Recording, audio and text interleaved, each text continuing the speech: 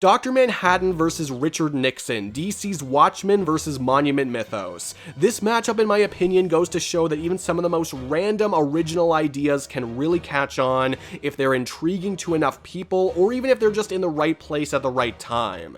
And while I can't personally say that I am majorly drawn to it like a lot of other people seem to be, I still commend the concept very highly, and I like it for what it is. Seems like a very unique idea, and I'm certainly not going to turn that down.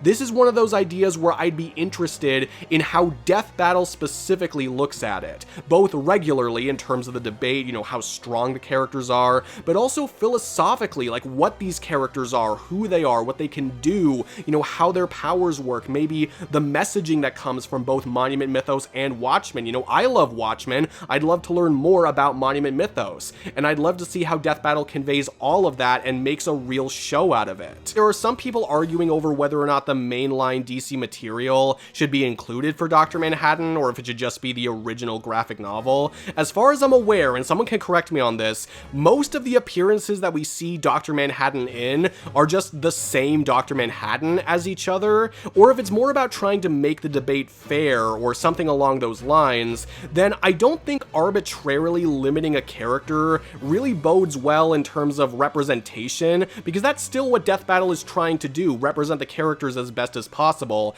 and I think that should be held at a way higher priority than trying to arbitrarily make matchups fair here and there, or more fair, or whatever. Like, I don't think that should be the bigger priority. Just look at the characters as they are and judge them against each other as they are. Like, that's the way it should be, in my opinion, at least.